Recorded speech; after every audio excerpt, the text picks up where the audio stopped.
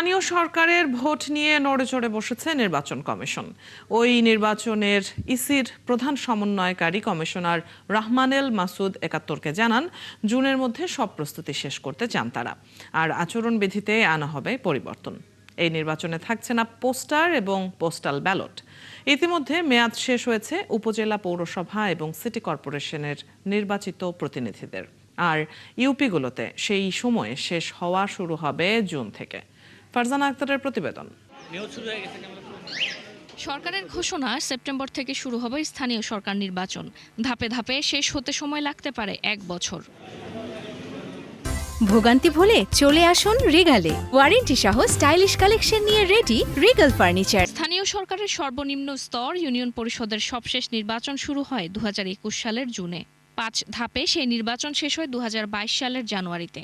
দেশে সব মিলিয়ে ইউপির সংখ্যা ৪,৫৮০টি। বিধান মতে মেয়াদ শেষের ১৮০ দিনের মধ্যে নির্বাচন হতে হবে। সেই অনুযায়ী জুলাই থেকে ইউপিতে নির্বাচন শুরু হতে পারে।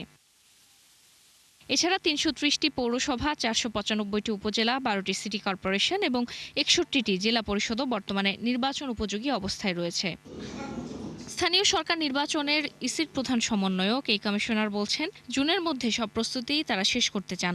নির্বাচনগুলো শেষ করতে সময় লাগবে সর্বোচ্চ ১ বছর। নির্দলীয় নির্বাচনের জন্য আইনের পরিপ্রেক্ষিতে আমাদের বিধিমালা যে সমস্ত প্রয়োজন আনা দরকার সেই সমস্ত প্রয়োজন আনা হচ্ছে এবং কাজ চলতেছে। ইনশাল্লাহ ঈদের পরে আমরা আশা করি যে আমাদের কাজ জুনের মধ্যে শেষ হয়ে যাবে। স্থানীয় সরকার নির্বাচনের আইন ও আচরণ বিধিতেও আনা হচ্ছে পরিবর্তন। নির্দলীয় নিয়মে প্রার্থীরা সবাই স্বতন্ত্র, তবে বাদ দেওয়া হচ্ছে সমর্থন সূচক স্বাক্ষরের নিয়ম। এসব নির্বাচনে থাকবে না ইভিএম বা পোস্টাল ব্যালট, বাদ দেওয়া হচ্ছে পোস্টারও। স্বতন্ত্র প্রার্থীর জন্য একটা সমর্থন সূচক স্বাক্ষরের প্রয়োজন ছিল। আমরা চিন্তা করতেছি যে সেটাও সরিয়ে দেব। আমাদের এখানে কোনো ইভিএমের ব্যবহার হবে না, পোস্টাল ব্যালট এখানে থাকবে না, আর পোস্টার থাকবে না। যেহেতু এটা পরীক্ষিত যে পোস্টার আমাদেরকে বেশ উপকার দিয়েছে গত সংসদ নির্বাচনে, কাজে এবার আমাদের পোস্টার থাকবে না। এই সিদ্ধান্তে আমরা প্রাথমিকভাবে ইতিমধ্যে পৌঁছে গেছি। জামানতে আসতে যাচ্ছে পরিবর্তন। কমিশনার জানান, উপজেলা চেয়ারম্যানের জামানত কমতে পারে, যেখানে বাড়তে পারে অন্য পদের জামানত।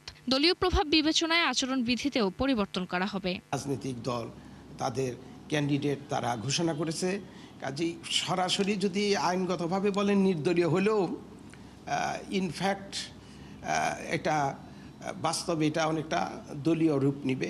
বিধিমালা এবং আচরণবিধি সেটা আমরা ২২ জুন ইনশাল্লাহ আমাদের কমপ্লিট হয়ে যাবে। ইতিমধ্যে কাজ শুরু হয়ে গেছে। তবে ভোটে যেন সহিংসতা না হয় অথবা তা যেন কম মাত্রায় থাকে, সেজন্য যথারীতি রাজনৈতিক দলগুলোর দিকেই তাকিয়ে নির্বাচন কমিশন।